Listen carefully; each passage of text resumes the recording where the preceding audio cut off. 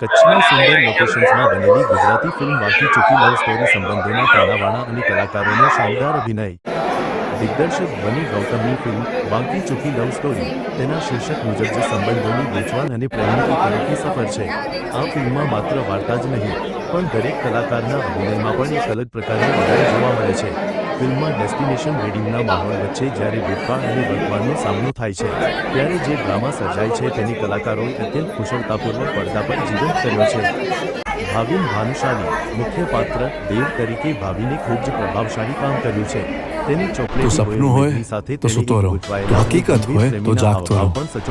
જ્યારથી તને જોઈ છે ને ત્યારથી મને પિક્ચરો વાળો પ્રેમ થઈ ગયો છે. સાચું કહું તો પિક્ચરો વાળો પ્રેમ થઈ ગયો છે. યુ નો બેકગ્રાઉન્ડમાં એક ગીતો વાગતા હોય. લવ સોંગ બસ એ જ. જો તારી સાથે 7 જન્મ પણ જીવવા મળે ને તો એ પણ ઓછા જ લાગશે. પણ એક જન્મ જેટલો ટૂંકો સમય પણ સાથે વિતાવી શકું ને તો પોતાને નસીબદાર માનીશ. ભાવિનની કેમેસ્ટ્રી Sorry? ફિલ્મનું મુખ્ય આકર્ષણ છે. Report by Ashwin Limbachiya, Ahmedabad. ફિલ્મના વિશે અમે કહી રહ્યા છીએ બધાને, મીડિયાને, જનતાને. બટ આઈ થિંક આજે મારું બોલવાનું હક નથી, જનતા જ બોલે છે અને બહુ સારું બોલે છે. એવું લાગે છે કે કાંઈ જીતી લીધું છે. બહુ ગર્વ થાય છે પોતા પર. બહુ સારા સારા રિવ્યૂઝ આવ્યા છે. એ કલાકારને આંધી વધારે કંઈ નથી જોયું. એ કલાકાર ક્યારે આંકડા માટે કામ કરતો નથી. આ જો પ્રેમ મળી જાય ને જનતાનો, બસ જીતી જાય છે કલાકાર. બધા સિનિયર્સ છે ને બધા મંજાયેલા એક્ટર્સ છે. ફિલ્મમાં 25થી ઉપર એક્ટર્સ છે. બહુ મજા આવી. બહુ બધા કોઓપરેટિવ અને એકબીજાને લઈને ચાલે એવા એક્ટર્સ છે. બહુ શીખવા મળ્યું સિનિયર્સથી. અને એ સિનિયર્સથી શું શીખવા મળે ખબર છે? શું કરવું છે એના કરતાં શું ના કરવું એ શીખવા મળે સિનિયર્સથી. બહુ બધું શીખવા મળ્યું મને આ સેટ પર. અરે મારો એક્ટરનું નામ છે યુગ. એ જ્યારે જ્યારે આવશે ફિલ્મમાં લોકો દિલ જીતી રહેશે. એટલું જ કહીશ.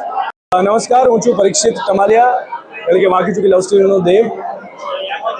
હવે કેવું છે કે અત્યાર સુધી અમે લોકો પ્રમોશન કરી રહ્યા હતા, તો અમે ફિલ્મને સેલ કરવા માટે, ફિલ્મને પ્રમોટ કરવા માટે અલગ અલગ જે સાચી વસ્તુઓ જે કહી રહ્યા હતા કે ફિલ્મના ગીતો સરસ છે, વાર્તામાં આ છે તે છે. હવે એવું થયું છે સાહેબ કે બધી જ વાત ઓડિયન્સ એક્સેપ્ટ કરી રહી છે. 2 દિવસનો જે રિસ્પોન્સ છે, જે પ્રતિસાદ છે, જે બોક્સ ઓફિસ છે એ ખૂબ સુંદર છે. એટલે હવે અમે બહુ વધારે કોન્ફિડન્સથી કહી શકીશું, કારણ કે લોકોને ફિલ્મ ગમી રહી છે.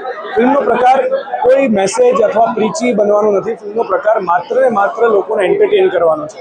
વાંકા ચૂકા કુટુંબનો છે, વાંકી ચૂકી વાતોનો છે. અને આવી વાતો જ્યારે હોય, કુટુંબ હોય, ત્યારે લોકોને મજા આવે છે. એટલે મને as Parikshit Kamale I am very happy and proud કે લોકોને ફિલ્મ ખૂબ ગમી રહી છે. લોકોનો પ્રતિસાદ ખૂબ સુંદર છે. બસ આવી જ રીતે ફિલ્મ જો તમને ગમે તો વધાવી લો, વધારે લોકો સુધી પહોંચાડો, એટલી જ આશા છે.